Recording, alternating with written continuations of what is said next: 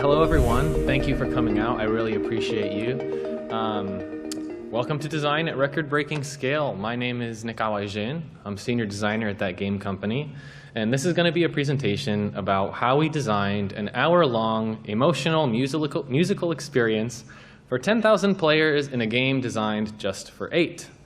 A little bit about myself so you know who you're hearing from. I did play a key role in concepting, designing, and implementing this project, so it really means a lot to me. I've also spent a lot of time contemplating what design means at this scale, because prior to game development, I was actually in architecture and I studied urbanism, and in those fields, we create spaces for people, which there happen to be more than 8 of. So, the behavior of any single person is extremely difficult to predict over time. The behavior of 5 or 10 people, you can forget about that. 20 is even worse still. But after a certain population, the actions of each individual dissolve away into the shared trajectory of everyone else's, which, as it turns out, may be far less complicated to project, and if we're courageous enough, dare I say, even design for. This is the premise behind Isaac Asimov's Foundation trilogy, not Aurora's musical voyage. But it does reflect what we experienced designing and developing it. It groups not 2 or 8 or even 800 or even 8,000 players, but 10,000 co-located human beings in an interactive virtual space as one big, supermassive group. Let's take a step back and talk about Sky first. Sky itself is a social MMO where you can hold hands, hug, fly, and otherwise explore the history of a once great kingdom as a total of up to 8 players. This is what Sky is normally, a social, awe-inspiring experience all about sharing intimate moments with small groups of close friends. This is part of our long studio heritage here at that game company of creating emotional games that connect people, especially by exploring our shared humanity. Now, Aurora herself is a talented and award-winning Norwegian musician. Aurora has a lot of hits on her hands, and many people don't know this, but she actually sang the credits for Sky already. So there was a pre-existing relationship between the two of us. The Aurora concert is a fusion of Aurora and Sky at a much bigger scale. It explores what it feels like to be connected to thousands of people. I'm going to share a little highlight reel to help you understand what that actually was. And keep in mind that as we watch this, all of the creatures you see, all the jellyfish, the birds, the mantas, etc., these are all real people playing alongside each other in real time.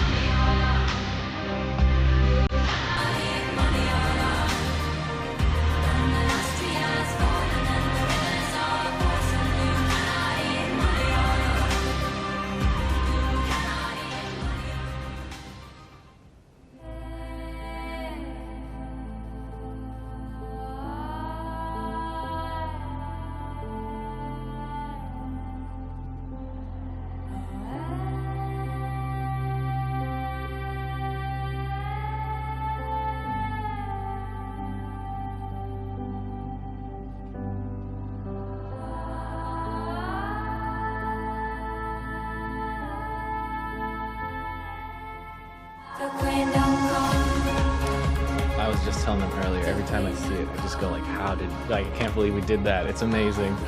For nearly an hour, music, visuals, mechanics, and yes, 10,000 players blend into an experience I'm clearly really proud to have worked on.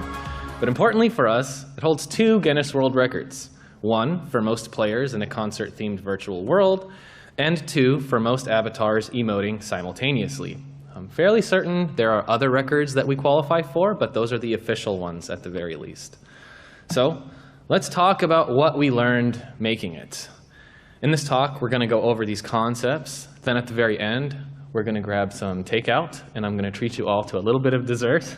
And importantly, along the way, there are going to be countless analogies, mainly because it helps me understand things when I analogize it to something else. And our guides will be these friendly folks. I made these. These are personifications of all of those concepts we saw earlier because it's fun and also because I think it helps with when a concept is physicalized somehow. So let's meet this group. This is Scale. Everyone say hello, Scale. Hello, Scale. Scale wants us to know that it is impossible to conceptualize scale and that we need to remember how special every individual is. Okay, let's try to conceptualize things at this scale. 10,000 is big. It's really, really big. In fact, I think it's so uniquely big that we need a new term to help us talk about it, supermassive group. For context, Sky is designed for 8 people, or to say it differently, accommodates 0.08% of our intended player count. This is a clip from Powers of 10, a 1977 short documentary by Charles and Ray Eames, all about scale. So you can see the difference between what scale means at 1 meter for 1 person, all the way up to 10,000 meters for 10,000 people. Of course, if you're going by square meters, you would have stopped earlier. But the fact still stands, that is enormously large.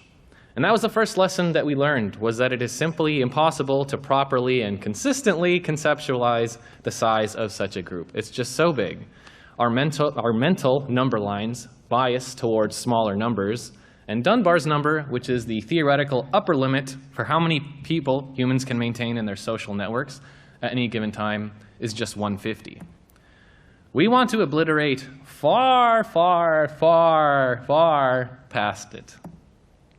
So I will be defining supermassive group with absolutely no authority to mean a group of concurrently active and co-located real-time networked players in groups of 1,000 or more. But in our case, we're talking 10 times that, 10,000. All the while, somehow, we have to still ensure that the humanity of each participant shines through.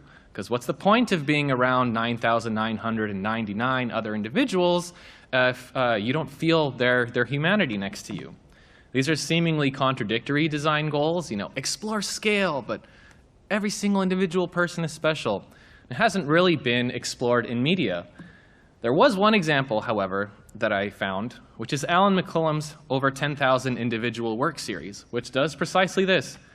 Takes 10,000 unique individual objects and places them next to each other, places them in context of each other, and because of that, the whole that they create is made all the more special. So we want to do this, but interactive and to music with real people on mobile for an hour. This has never been done before, so we have to chart our own path here. So thank you very much, Scale, for making us feel really good about ourselves, but for teaching us the important lesson that it is impossible to conceptualize things that are this big, and reminding us that we need to make sure every individual is special. Well, let's say we've done this. How can we start organizing things? How do we start, planning our design? Well, our good friend Structure, who ought to be in all of our projects. Structure insists that there needs to be a narrative spine, or we're going to have anarchy, and that spine should be about the group's groupness. What do we mean by this? Well, one of the earliest and perhaps most intuitive lessons we learned was that the more actors you introduce in a system, the noisier it all gets. So we need to make sure we have a really strong spine that establishes order and meaning, so that even among all of that noise, it's still a clear, cohesive experience. So for us, that was creating a grand story arc for the entire experience defined by emotional highs and lows. We developed a narrative about humanity and nature, and yes, these are the actual design documents. They're very artistically beautiful and the great designer kind of way. It explored the different emotional stages of being and not being in community with others. It explored contrasting social themes like selfishness and selflessness, togetherness and isolation. We told each of these stories through each song as the concert unfolded, with each song containing within it its own story in its own landscape. Selecting stories about group sizes and the emotional aspects of being in a community helps ensure that at the highest level, the fundamental type of experience that players are looking to have is thematically compatible with the type of experience you are looking to create as a developer. That seems like kind of obvious, but it can be easy to overlook this. So we developed another similarly large-scale project later, Season of Passage, that I think failed to deliver the same emotional impact as the concert due to a number of reasons, but one of which was a misalignment at this scale. For Season of Passage, we were focusing on big group gameplay activities, and so that's what we invested all of our time into. But unfortunately, what we weren't able to do was resolve a narrative that also had to do with community. So that ultimately, unfortunately, got cut from the story before it shipped, even though that was a part of our earliest concepts all along. So Season of Passage wound up being you playing gameplay activities with lots and lots of other people and then having an intimate story with just a handful of NPCs. That made things a little confusing and inconsistent for players, you know? It's like, why are you even here? I've been talking with these NPCs, and then now I'm doing something with 100 other people. It doesn't really make sense. There was a lot that went into Season of Passage, but this particular narrative and structural point is one that I feel we thankfully managed to avoid with the Aurora concert, because the story itself was all about being in a group. It was about being in a community. So thank you, structure. Now we know we need a narrative spine and that it should be about the group's groupness. But what about design guidelines? We're designers anyway. First and foremost, our friend Simplicity is here to remind us that our technical constraints will always be our design constraints, whether or not we're designing at this scale. But importantly, that at this scale, the group itself will fill in the silence created by those very technical constraints. So, where we've been in like concept diagrammy land for so long, now we need to make it a reality. So technically speaking, like how do we even support 10,000 players? What does that mean? How does that work on the game? Ultimately, what we arrived at was a solution that gave us, the designers, the positional data for each player. And in order to render all 10,000 at the screen at the same time, we would render each of these individual avatars as kind of a more simplified geometry. In this case, we're looking at a torture test of all kinds of abstracted Sky kids, which are the characters that we colloquially call in Sky. But they didn't just have to be abstracted humanoid shapes. Very quickly, we learned that maybe they could be birds or jellyfish, mantas, butterflies, and we used all of these for the concert. These simplified models worked well given our technical constraints. But that was pretty much it, the position of that bird, knowing that that bird is a player, and the bird could emote. And that was pretty much all we had to work with for a really long time. But that began to define the central design principle for this chapter of the talk, which is simplicity. Let me share an example of what I mean. So I had a lot of early self-conscious attempts to supposedly enrich the experience with more stuff. So this is one of my test levels.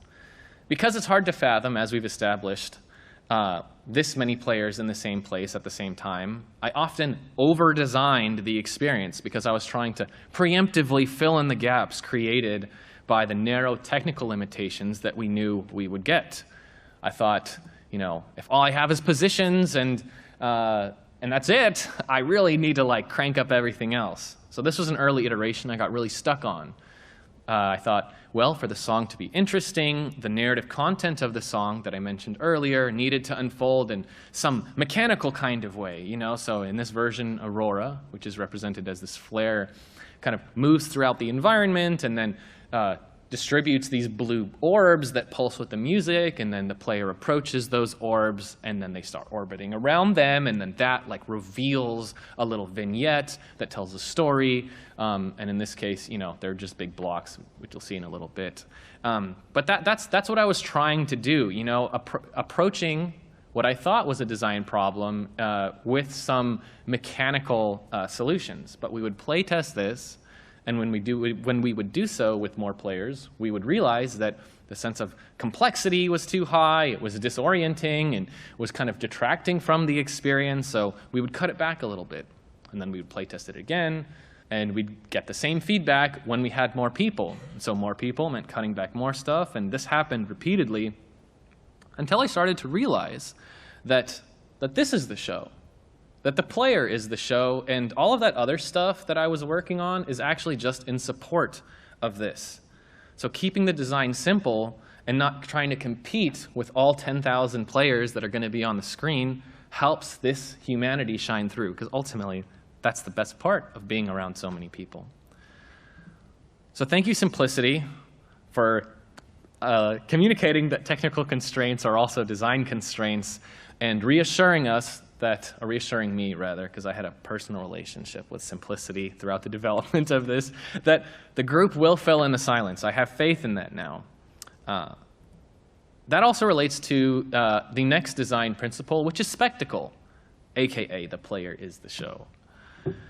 Yeah, the player is the show. I can't reiterate this enough. This is such a big aspect of the design that took me a long time to realize. And importantly, that the individual capabilities will determine the group's overall organization. So why is it that we're willing to spend money and get dressed up and travel out to places like San Francisco to experience concerts, conventions, or game development conferences, shoulder to shoulder with so many strangers, when we could arguably have a comparable experience simply watching a video of the event online? I'm sure many of you are doing that right now, and in the future. Hello from the past. Aside from all the financial, physical, and temporal accessibility concerns, which are often the reasons why I, at least, choose not to go to these places, I think a huge factor in my motivation, and in the motivation of most people, is the desire to be part of a collective, shared experience, to be next to each other, socialize with like-minded individuals, feel inspired and connected, and of course, relish in the company that we've made all the more beautiful. This is what we felt with each increasingly large playtest. The beauty was in the group, and importantly, being in the group and contributing to it as a participant. Of course, it didn't take long for us to start talking about animals and how they get into groups, because we always design from somewhere. And when animals come together, the form and the organization that their groups take are determined by the capabilities of each of those individuals. So a crab is capable of some things, and a horse is capable of entirely different things. And because they're also in two different environments, when you bring a bunch of them together, they start operating differently. And the thrill, of course, is being in this group while it's happening, being in a stampede of horses.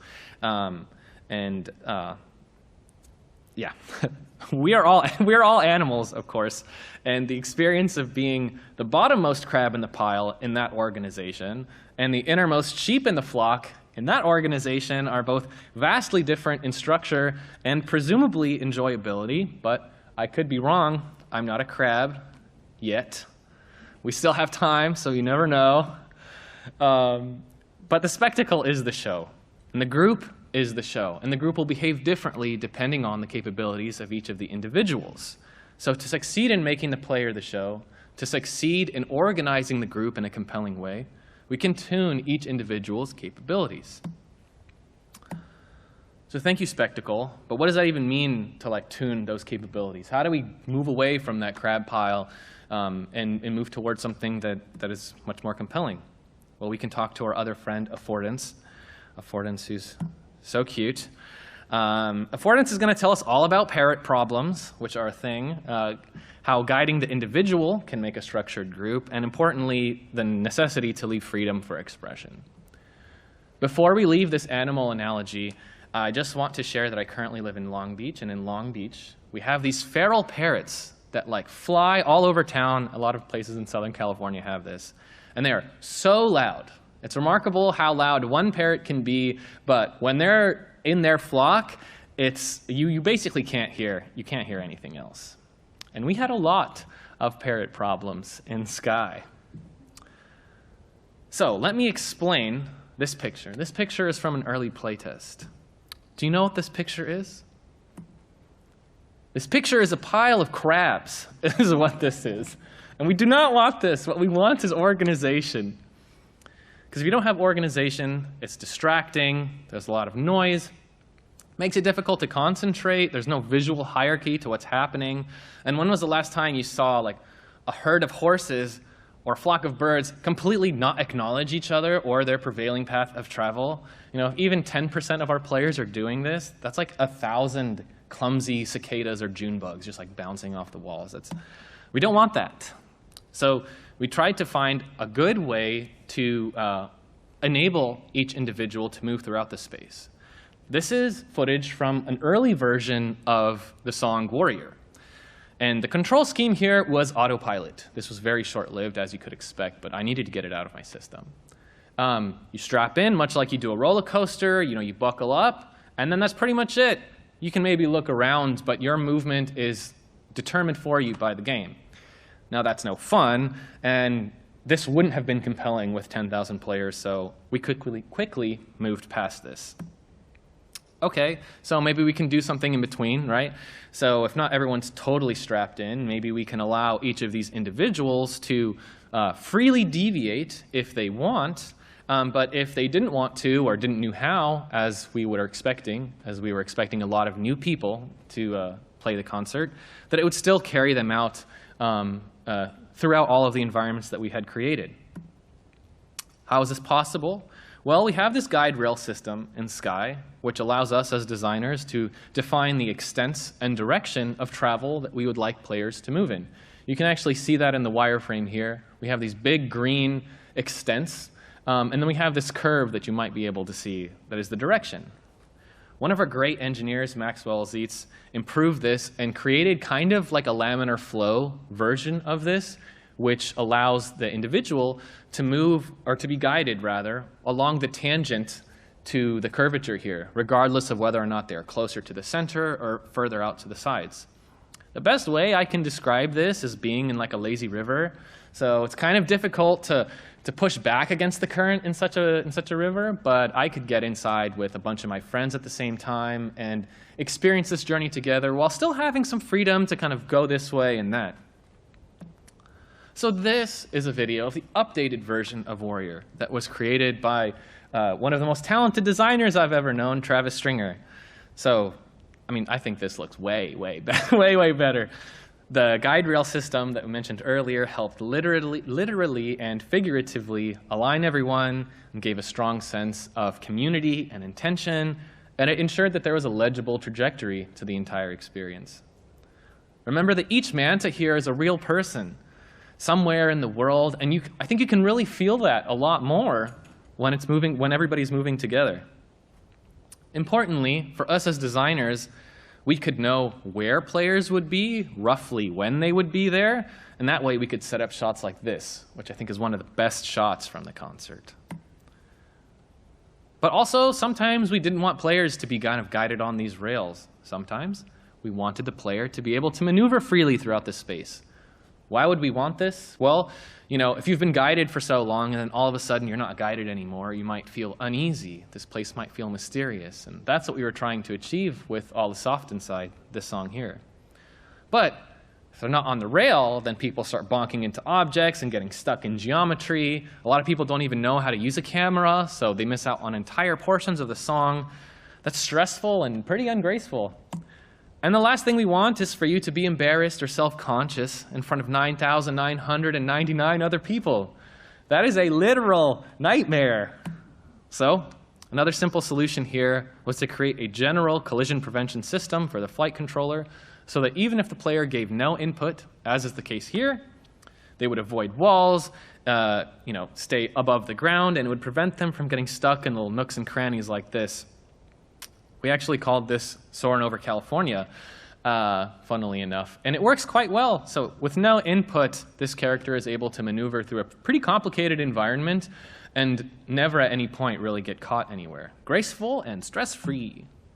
So both of these systems, I felt, worked together really well to create a unifying structure, the kind of structure we wanted, without tying each individual to a hyper-rigid possibility space. You add on top of that the ability to emote, and there's suddenly a lot of expression and a lot of life here. We start to get more and more of this starling murmuration experience, which has always been inspiring, and less of that crab pile one, precisely because of the affordances that we have put in and given to each individual. But of course, what our community came up with without any of our help was far, far more compelling. This was truthfully one of the most exciting things that we anticipated at the studio. Essentially, intrepid players, once this was live, began to organize flash mobs with each other. They started to kind of get smart about things. Love trains emerged early, where players would follow each other in a big long line and spam the heart emote. And that gave way to waterfalls, where players would jump from high places and spamming other emotes, trying to, here we go, that's a great example right there. And then, of course, there were light towers, where players would use each other to get as high as they possibly could, stretch that verticality as much as possible, kind of like, they're standing on each other's shoulders. There were also whirlpools, tracing, drawings, and even fully rehearsed animations. This is just absolutely incredible. And again, none of these activities were initially planned by us. We did later facilitate some for the Encore, which happened a year later, but only in response to what the community showed us they were capable of doing and wanted to do. We truthfully have the best community ever. Like, if you play Sky, thank you so much, you're amazing. But all this emerged from the fusion of the affordances that we gave players and, of course, our incredible community. And these images in particular, I don't know if you can read, it says Aurora right there, which is awesome. These images were taken from the positional data we received on the back end. So we could watch in real time while some of these were happening as well, which was incredible. Just goes to show when you give people even some amount of control and you put them all together, amazing things will happen. Being in one of these is like a total unreal experience. It's like the tallest elevator you've ever been in. It's amazing. Thank you, Affordance. Starting to feel a little better. I know what parent problems are and how to get around it. I know that I need to guide individuals, but that will make a structured group, and that leaving room for freedom can be super fun. Everything's going to be great, right? No, who is this unsavory character? His name is Unfordance. Their name is Unfordance, which is a made-up word. It's a made-up word that I created to help describe the qualities of the supermassive group that make our lives as designers difficult as a whole. And interestingly, they also map to the states of matter: solid, liquid, gas, and plasma. I wish I had like an analogy counter on this. I feel like we're racking them up. So let's just start with solid. Why is the supermassive group a solid? Because it will obstruct. It will get in its own way in some contexts more than others. I'm sure we've all had this kind of experience. If you give people a singular point of interest, they will swarm to them, and that is unmanageable and unenjoyable. So these are images from one of our pre-ship builds. Can you spot the player in either of these? Well, I couldn't either, so there's no highlight here. They're just somewhere in there. You have to take my word for it. So this would happen a lot. We tried a lot of different solutions to try to combat this, but one of the most helpful ones wound up being something we called ember regions. Wes Hawkins, another one of our fantastic engineers, helped to work on this system that allows designers like myself to hand-place regions in the world that take the abstracted player models, be they the abstracted, Sky Kid models, the jellyfish, mantas, etc. And when they enter into these regions, we reduce their visibility down to a single shimmering orange light. We don't eliminate the visibility entirely, but we just reduce it. This has a lot of advantages. It frees up a lot of real estate in a lot of hotspot areas while still communicating to you just how many real human beings there are next to you. We later learned to proceduralize these around things like NPCs and pickups, etc. So next up, the group is a liquid because it fills the shape of its container. Not very many people know this, but Bruce Lee was actually a game designer. And he was way ahead of his time. He had this famous quote, "Empty your mind, be formless, shapeless like a supermassive group of players." If you put a supermassive group into a cup, it becomes the cup. If you put it into a bottle, it becomes the bottle. You put it in a teapot, it becomes the teapot. Now a supermassive group can flow, or it can crash. Be a supermassive group of players, my friend. Thank you, Bruce. We too learned that every valid point that is not out of bounds, and sometimes even those points, will be occupied by a player at any given point in time. Obviously, that makes it a real challenge to waterproof everything. And at first, this surprised me until I remembered how crows sit along power lines, with spaces in between them. They do this because they each have wings, and they need those wings to take off and to land, so they sit separated from each other. Likewise, we each have a natural bubble around all of us that drives us to expand elsewhere when we feel that that space has been encroached upon. And this even happens in virtual space. So if you don't want someone in your face, you move around a little bit. And then if you get in someone else's face, they'll move around a little bit. And if everybody does that, the group will disperse, even when there isn't any interplayer collision like this. Now, we also quickly learned not to spawn everybody in the same place, like in a one-unit area. This phenomena would help us, but we also quickly learned to distribute the spawns of everybody in a fairly large area. But this phenomenon helped me a lot because I was actually quite worried about this. Would your sightlines be constantly violated by other players? Turns out, we're not special. Really smart people like Edward T. Hall already explored interpersonal distance in a subdiscipline of anthropology called proxemics. This is where we get the term personal space from, and I believe what drives the supermassive group's shape-filling liquid reality.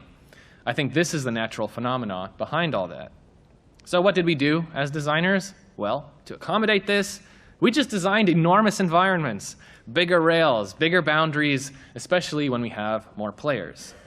It helped me, at least, to not understand the group like a mass of individuals, which I was doing at the start, but instead think of them like a deluge or a wave that spreads to fill the extent of every new play space.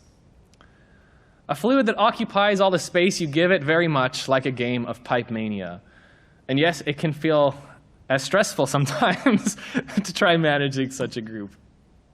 All right, the group is a gas because it is compressible. Not only will it morph to fit the shape of its container, but it will expand or compress to fill that shape, be it larger or smaller.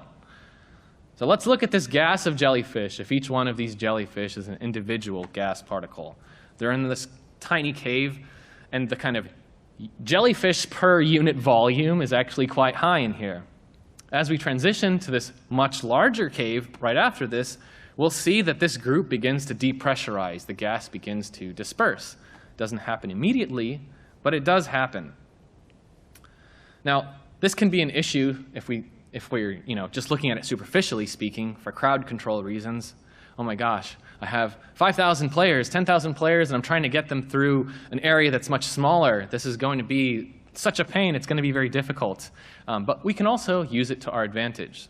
So now, at this point, the kind of jellyfish per unit volume is much, much less. It's dispersed. So we're going to level up this analogy. We're going to talk about Boyle's law and Charles' law. Boyle's law states that at a constant temperature, volume increases as pressure decreases. This is pretty straightforward. You make less space for players, and they will start to feel more pressure. Fair enough. Charles' law states that as volume increases, temperature increases. So I'm stretching the analogy a little bit here, but I actually think if we understand temperature in this context to mean a kind of emotional sensitivity, I think it works quite well. If we make less space for players, we increase their sensitivity to feel emotion.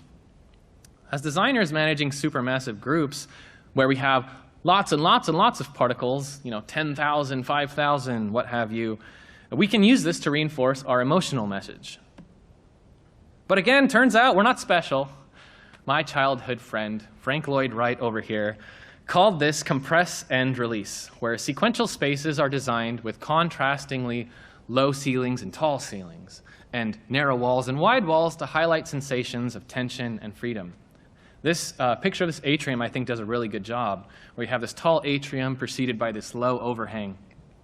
It's a technique we all probably use as level designers, but again, once you have this many players together acting as these individual gas particles, the effect can be quite powerful.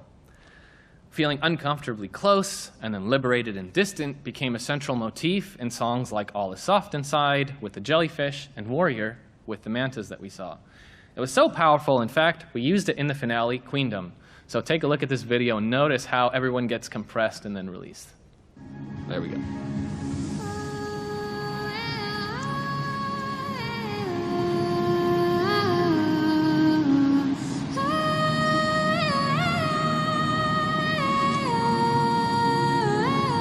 Till Queendom come,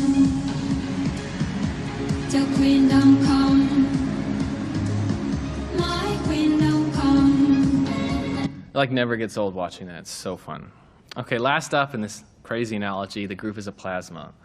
Well, there's one big way that a supermassive group is like a plasma, and that is that you don't know what a plasma is, and neither do I. Aspects of it will always be beyond the realm of our understanding. So thank you, affordances, for informing us about all of these different aspects, but also giving us a way to combat them. So now that we have this, we understand scale, we've got simplicity and spectacle and all of these things in our head, what can we do to make our lives easier as designers? Well, good thing we have our friend Tooling here with the magical, amazing mustache, the enviable mustache of Tooling. Only has one point for us, which is that simulation tools are a must-have. Allow me to explain. We discovered very quickly in the design process that we needed a way to visualize this on demand in various contexts. If we had 10,000 mantas in a really small space, that could compromise a lot of things: noise, performance, experience, emotion. Human behavior is hard to simulate, but our engineering team did create this tool called Follow Guys that allows us to spawn any number of players of any model at any radius around us with any shout frequency that would follow us as we move. We use this constantly throughout the development, especially when spot testing suspicious areas. Like what's the worst case scenario like? Let's say 10,000 players manage to organize themselves and shove each other into like one concentrated area. What might that look like? I truthfully can't conceptualize a project at this scale without such a tool.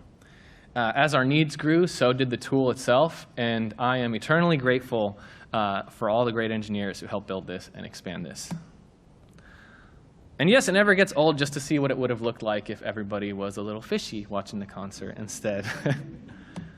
So thank you, Tooling, and your wise mustache. Simulation tools are a must-have, I understand. But, as we mentioned, even the best tools can't simulate one thing, and that is sociality. Sky is a social game, after all. Sociality also happens to have the best analogies. We're going to get into these right now. So from the very beginning, we knew that to appreciate the humanity of such supermassive group sizes, players need to feel the loneliness of being all alone. You'll quickly lose appreciation for even the most delicious chocolate cake in the world if that's all you have to eat for every meal. Because we wanted to centralize that appreciation for humanity, our core arc, which we saw earlier, takes this chocolate cake approach, where it doesn't always force you to eat the chocolate cake, and likewise, doesn't always force you to be surrounded by 10,000 players. Instead, the story revolves around building up, breaking down, and then reviving the group, the number of players. And in this way, we can think of the player population in a supermassive group as an allegory for the player's emotion. So yes, while the stadium seats 10,000, and at various points along the way, you do experience the concert beside 10,000, we don't give you that luxury the entire time. We hold it away from you and use it as a tool to reinforce our emotional goals. So when you start, the first song of the concert is Exhale, Inhale, and you are all alone. You feel quite small. But we transition you to Runaway, and then you're beside 400. By the time that song reaches its climax, you're at 1,000. You start to feel very hopeful. But then, with All Is Soft Inside, the next song, we humble you back to 200, opening it up to 500 as the song reaches its climax. Now you're breaking free from your inhibitions. And in Warrior, We surround you with the full 10,000. You feel unbeatable together until you make your way to the seed, where your numbers start to drop and drop slowly until you are one fragile, solitary little butterfly flying through the darkness, until you eventually reunite with one other butterfly, and then you reunite with 500 others, and you make your way through space together, and you make your way back to the Colosseum. But this time, it's totally empty. Not even you are there. No one else is there either. Complete and total silence and absence. A single star descends from the sky, and the full force of 10,000, all of us together as one big group, appear once again to emphatically celebrate the closing song, Queendom. The depth of your feeling of connectedness to the humanity around you is deepest when contrasted with the shallowness of your own solitude. You can call this a kind of emotional theory of social relativity. I've got analogies all day. They're going to keep coming. On a different note, your ability to connect to individuals and see yourself in relation to them is predicated largely on your ability to differentiate these individuals from each other. Homogeneity in any group is to be expected, but as Homo sapiens, we're all bipedal mammals with like flat fingernails, weird hair distribution, lanky arms and legs, But between us, we span a beautiful range of shapes, colors, sounds, movements, and yes, even smells. Now, imagine the last concert that you went to, and then imagine being surrounded by 1,000 Agent Smiths. That is not the experience that we wanted to create. So to combat this Agent Smith syndrome, we were able to do a couple things, like tint the model of these players, the abstracted players, with whatever color cape they would be wearing, scaling them with whatever height they had, and of course allowing them to emote with 4 different expressions. There's always room to improve, but remember, we're dealing with a supermassive group of 10,000 players being networked and sharing this space together. It really is an engineering marvel. We'll take what we can get. I think even this limited diversity helps nudge us out of that social uncanny valley where players can feel real but aren't totally real altogether. Thank you, Sociality, for your wonderful analogies with the emotional theory of social relativity, aka chocolate cake, aka distance makes the heart grow fonder, and the wonderfully named Agent Smith syndrome. I really appreciate you. But just because we've done all of that doesn't mean that everybody is aligned. That's what alignment is here for. 2 lessons here. 1 is to foster nearby solidarity with players, and 2 is to regularly regroup players throughout. It's one thing just to bring everyone together. It's another thing to align their experiences in one big shared narrative. Did you leave with an understanding that you all went on the same emotional journey together? Everything we've said already contributes to that, but some of the biggest factors, I think, actually emerged out of, surprise, surprise, technical and logistical concerns. 1, about where you would be seated to view the experience, and 2, how we would even synchronize the timing of all of this. These were chat benches and intermissions, and that's what we'll get to right now. So first, chat benches. This is a system that already exists in Sky. It allows up to 8 players to chat with each other if they're seated on the same bench, and it's used across the game to facilitate moments between friends and new players. Because you have to be seated at the bench, and because it allows you to chat with other players, and because it already supports 8 players, which was our standard room size, this quickly became the conduit for us to assemble the Colosseum, and this is how it contributed to alignment. When players join the concert, they're placed at a unique seat on a unique bench, which they are free to change until the concert starts. But once it starts, players all take their seats and begin their journeys together, a lot like the seats on a roller coaster. And yeah, we had a lot of amusement park conversations during the course of development here. These players, these benchmates, become your cohort. You chat with them during intermissions, you hype each other up, you share thoughts and feelings about the excitement of what is to come. And in them, you have a safe personal space. And that's important, especially when at any moment you could be surrounded by thousands upon thousands of players. It aligns your unique experience with just a handful of other players, and you can leave with specific memories you've made together. So that's what we did on the small scale. But how do we align everyone? That's where the intermissions came in. And again, the intermissions came from a concern, and that concern was, how do we reliably and synchronously transport all the players to all these different levels, given the wide range of mobile and non-mobile platforms we support? Load times could be nearly instantaneous, or they could be rather long. And at this scale, and with this many songs, and with this many transitions, the compounded error of those discrepancies would turn the concert into an absolute incoherent mess. So instead, we tied the transitions to a global clock and created a 1 to 2 minute buffer to account for those delays. We could have done with less time, but then we would have had awkwardly short pauses and breaks, so instead we leaned into them. And that seemed to work quite well. It allowed late players to join during these intermissions and, again, allowed you to recompose yourself with your group. By the way, we know that this global clock strategy works quite well because in a later event, Days of Color in 2023, we didn't approach it with this global clock strategy, and that was really difficult. We had a lot of synchronization issues. So basically, we got confirmation that what we did for Aurora worked well, so that was great. But in these intermissions, we could recalibrate everybody because Aurora would provide some narrative exposition to propel us forward. So even if players were distracted, everybody would get realigned here. Aurora acknowledged what had just previously happened in the last song, guide us in some group activity, let's all chant together, or what have you, and then introduce the next song. If you've ever been in a really long meeting and then somebody at some point goes hold on guys, what is this meeting even about? And then everybody kind of figures it out together and we say, okay, and then we proceed. Aurora was basically managing 10,000 person meetings for us. So these actually wound up becoming super, super important. And unknowingly, one of these moments became a developer and fan favorite, myself included.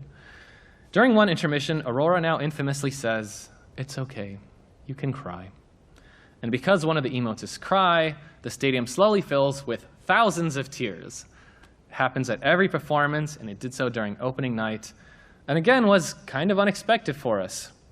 Aurora says a lot of things in the concert, but because this was such a genuine line, and we had a relevant emote, and everybody found themselves at that emotional context, it results in one of the most community-affirming moments of the entire experience.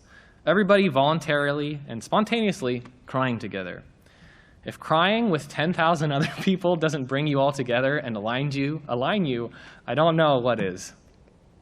And yeah, we tracked them throughout the concert, and you can see those 4 big spikes are all those intermissions, all of the emoting that was happening there. Thank you, alignment. We have learned your lessons. We're almost there. I promised takeout, but instead I'm going to deliver 4 small lessons, kind of like takeout, just 4 little morsels, little bites.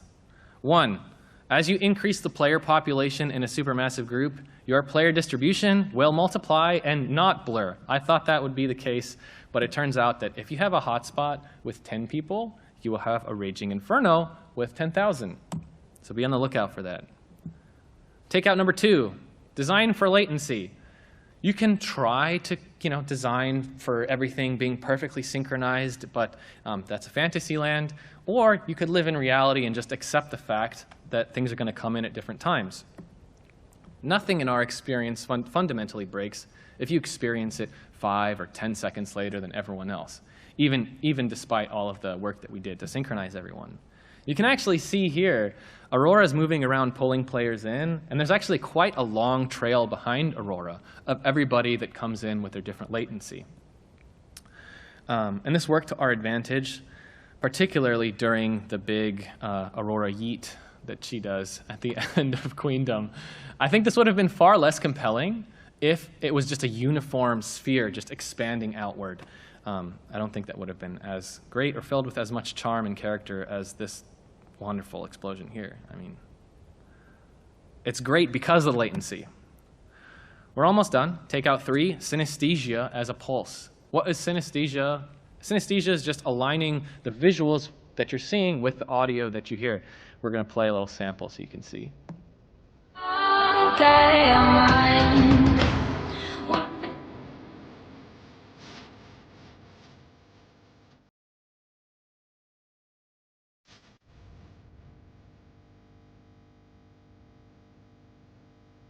Thank you, Aurora. Okay, so I spent a lot of time with one of our talented engineers, Scott Morgan, working on modifiers to change things like the flower size, Aurora's pulse, the lighting, camera shake, etc., to suit the bass, mid, treble, and vocal channels of our music. I think of the synchronization of metronome videos we all might have probably seen. It might not seem like much, and I absolutely have no clear proof that the synesthesia does this, but I really do believe that it plays a key role in supplying like an underlying shared heartbeat among everybody who's participating. Lastly, playtesting supermassive groups is a huge challenge, and do not underestimate it. Imagine organizing a party for just a few friends, and then some neighbors, and then the whole block, and then the entire neighborhood, only to find out that you don't have enough cups for everybody. And then convincing them all to come again just so you can find out what the next problem is, like maybe everybody crashes instantly, or maybe nobody can see anybody else, which are all real things that happen throughout the course of development. So I want to send a huge thanks to folks like Travis Shute, Denise Schlickburn, Amelia Rosina, and everyone from our beta community and our live community who showed up to these playtests. I already said we have the best community, but without you, these experiences would not have been possible. My advice to developers and designers is to playtest early and playtest across scales. 5 is different than 50, is different than 500, is different than 5,000, is different than 10,000. It just takes time to get there. Lastly, dessert.